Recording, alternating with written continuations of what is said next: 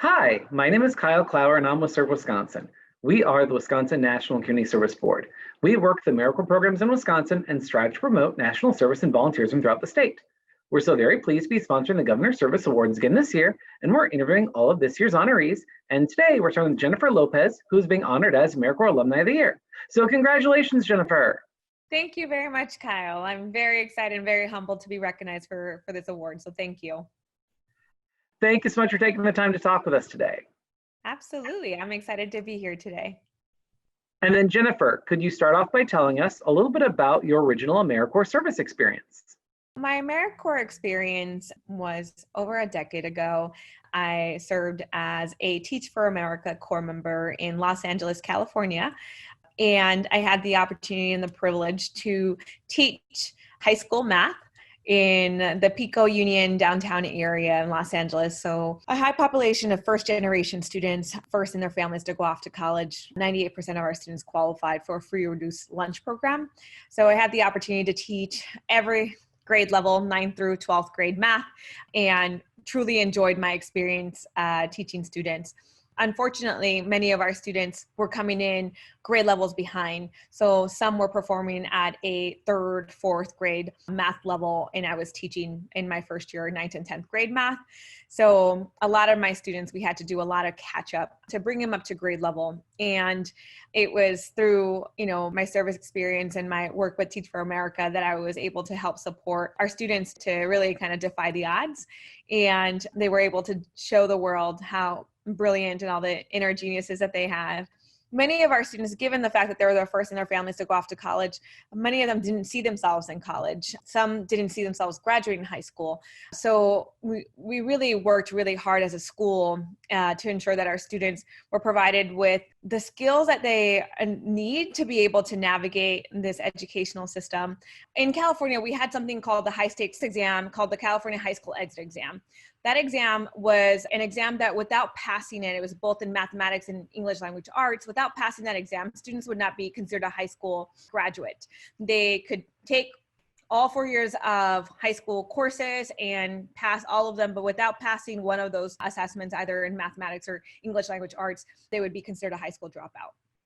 So in the state of California, when I first began teaching, there was a 52% pass rate. So the majority of students, close to half of the student population, high school population, was not passing this exam. And I, was fresh out of college, had just done my AmeriCorps service year. I sat across my principal and I said, 100% of my students will pass this exam. I've had an opportunity to take a look at the standards, and many of them are middle school math standards, of which my students absolutely need to have a foundation on middle school math in order for them to be successful in life. So it's a non-negotiable for me that 100% of my students pass this exam. So after about an hour of negotiating with my principal, and I think she realized, okay, this woman is not going to move that goal of 100%. Well, I'll keep it as such. And I hope that she's not disappointed at the end of the year. So my colleagues and I worked incredibly hard to help support our students, and our parents were very much involved in the process. And I'm proud to say that at the end of my first year teaching, 99% of my students passed the exam with a 92% advanced proficiency. It was not until my 3rd year teaching that I finally got my goal of 100%. But my students who did not pass the exam, my one student that didn't pass the exam my first year teaching, he was able to pass it in his junior year in the fall. And he had just failed the exam by 3 questions.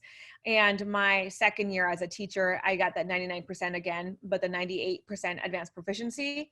That one student that did not pass was in and out of the hospital with a brain tumor that year. Finally, again, 100% my 3rd year. And I'm proud to share that, my students were able to show and compete against other affluent schools in the surrounding area and actually exceed their pass rates.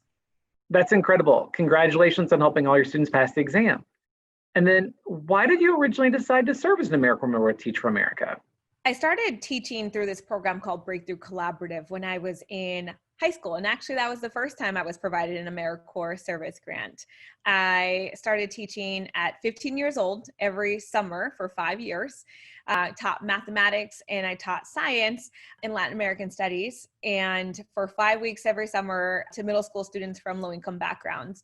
And that's where I started just loving education, loving teaching, and recognizing as a first generation college bound student myself that I needed folks that looked like me in the classroom so our students could see themselves as mirrors and windows and be able to see themselves reflected in leaders and in teachers that are in front of them that have lived experiences similar to them. So I really, truly enjoyed my experiences teaching. I loved being able to help support other young people navigating this incredibly complex educational system. My family, my parents didn't speak English growing up. I was an English language learner. So being able to help students also with those challenges that come with speaking English as a second language is something that I wanted to do. So when I was in college, I went back and forth between education and the sciences. But ultimately, when I made the decision to join Teach for America, I was required through one of my education credentialing classes to tutor at a local high school. I started tutoring 12th grade students, and they were a month shy from graduation. And some of these students just didn't know even the multiplication facts. And to me, I recognize right then and there the education inequity that exists in this country oftentimes when students are not provided with the quality education. They're not armed with the tools for them to be successful in life. And that is something that I wanted to make sure that I committed my life to, ensuring that all students, regardless of background, regardless of zip code, regardless of socioeconomic status and language proficiency, that they're provided with a high quality education that would provide them an opportunity to be productive members of society and the community. That's fantastic. Thanks so much for dedicating yourself to that. And then how has your AmeriCorps experience and the connections you've made carried with you as you've moved across the country? I think what's pretty special now is through my AmeriCorps service years, I was able to make some really strong connections with my students and my families, and I still stay connected to my students and families to this day. I've had the privilege of actually serving in all three sectors in education. I did my service in California. Once I completed my service, I moved to Boston and had an opportunity to lead in Boston and then moved to Milwaukee about 4 years ago. What has been really neat in every job opportunity that I've had is that I've had an opportunity to hire my former students to lead in various different capacities. To this day, even at Carmen Schools of Science and Technology, I have one of my students as a leader, the dean of students of one of my high schools at this given time. It's fantastic to see these young people who have themselves dedicated and joined the AmeriCorps service themselves as Teach for America teachers themselves across the country, and now as leaders at different school sites across the country as well. And then what are some of the educational roles you've held since moving to Milwaukee? In 2016, I moved to Milwaukee, Wisconsin, and I started working for an organization called Schools That Can Milwaukee. And my role was a school leadership coach, helping support executives and school principals with coaching and support, help support in all three sectors, in private vouchers, traditional public schools, and a public charter school setting as well. So I was then recruited to take on a chief academic officer role at St. Anthony School, where I served as the chief academic officer and then was recruited to take on the chief executive officer role at Carmen Schools of Science and Technology. And then Jennifer, can you tell us a little bit about the work you're doing now in Milwaukee at the Carmen Schools of Science and Technology? As of August of 2019, I became the CEO of Carmen Schools of Science and Technology, a network of 6 schools, 1 elementary, 2 middle schools, and 3 high schools in Milwaukee, Wisconsin. We're serving about 2,300 students. 90% of them are students that come from low-income backgrounds. About 70% of my student body is Latinx, Hispanic, and about 30% of my student body is African American. One thing that I'm incredibly proud is that since its founding graduation class, Carmen has defied the odds in having 100% of our students graduate from high school. And we have incredibly a strong career and college program that helps wrap around students even beyond graduation. So we have a team that is committed to making sure that our students not just go to college, but that they in fact are going through college and are able to graduate from college. So we now have even 800 plus alums out in the world that are doing some pretty incredible work. And it's really special to see my commitment to ensuring that we're able to get as many alums as possible within the Carmen network, leading in various different capacities as teachers, as social workers, as principals, assistant principals, Right now, we actually have our first alum as an assistant principal at one of my middle schools. So it's really special to be able to see our alums come back, and many of them themselves who joined Teach for America and were able to do the AmeriCorps service program as well. That's great. And could you describe the Beating the Odds designation that Carmen recently received? One thing that the founder, Dr. Patricia Hoban, did 13 years ago. She did the hard task of starting a charter high school, a public charter high school, when realizing that many of our students were graduating from high school, but were having to take remedial courses when they went off to college.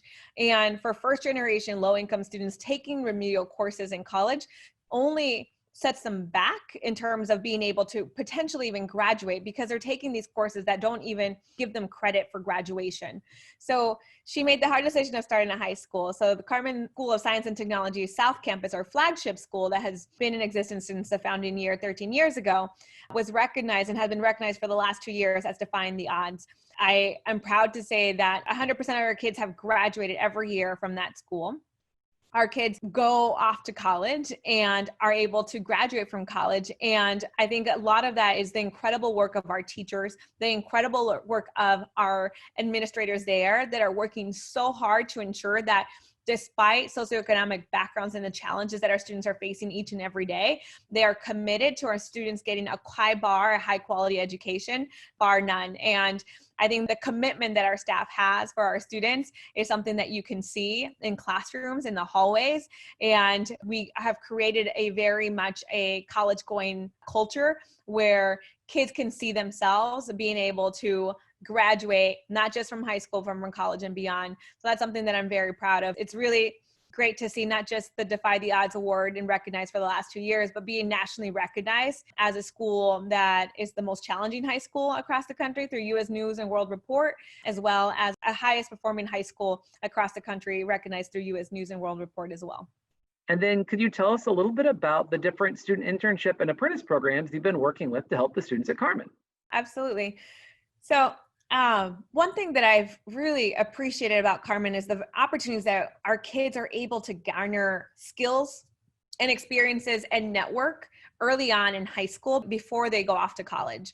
So we have, again, an internship and apprenticeship program. Our kids have an opportunity to become CNAs when they're in high school. Some of them are earning as much as $15,000 while going to school and are able to get some real live application skills that they can apply in college and beyond. One of our valedictorians this past year was able to serve as a hero during this pandemic as a CNA, and is in her first year at UW-Madison at this time, and is committed to going into the sciences because of her experience as a CNA in high school. What she shared directly is that it's helped her with time management. It's helped her build a lot of different skills that are going to ensure that she is successful going through college as well. So a lot of what we're able to see is our kids who have these experiences also have higher persistence rates, closer to an 87% persistence rate in college when they're able to participate in an internship and apprenticeship opportunity while in high school. And then Jennifer, you've mentioned the experience that your student gained helping to respond to COVID-19. Could you tell us about some of the different actions you've taken to help out your students and their families during the pandemic? I had an opportunity with one of my senior leaders to travel to New York at the end of February. And during this professional development and training for other superintendents and CEOs across the country, one thing that I kept finding myself doing is engaging in conversations during every break, talking about the potential school closures. And this is the end of February. So what we did is my senior leader and I traveled back to Milwaukee, Wisconsin. That following Monday, we gathered my entire senior leadership team and started planning for the potential of school closures.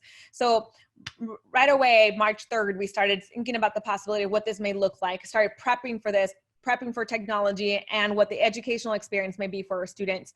So on March 13th, when we made the hard decision of actually physically closing our schools, we had done some planning already to then be able to course correct and pivot immediately to almost literally overnight to virtual learning. So on March 16th, on that Monday, we launched our virtual learning. And what we were able to do in a week span is connect with 100% of our families to just check in on their well-being. How were they doing? And what we learned immediately within that first week is that many of our families had already experienced either furloughs, layoffs, a reduction of wages. And so what we did is I immediately created this emergency relief fund to ensure that we could deploy funds immediately to families who were experiencing these financial hardships already given this pandemic. So we were able to then deploy funds for families who needed support with internet service to ensure that they were engaging in the educational platform. We were able to pay for some hotspots. We were able to pay, unfortunately, while Spectrum was free for 3 months, if folks had back bills, they couldn't get that free service. So we had to go and, pay off those bills for our families as well. We created a partnership with a local grocery called Pete's Market, where we were able to have families go themselves, both in the north side and the south side of Milwaukee, go themselves to the grocery store, select their food, and they would invoice us at Carmen for that. We have heard from our families since the continuance of the pandemic that they needed additional support, potentially even for mental health resources. We have families who are undocumented who have not been able to tap into any emergency relief, so we've been able to help support them with emergency relief funds. We've been able to help support families that need rent support, mortgage support.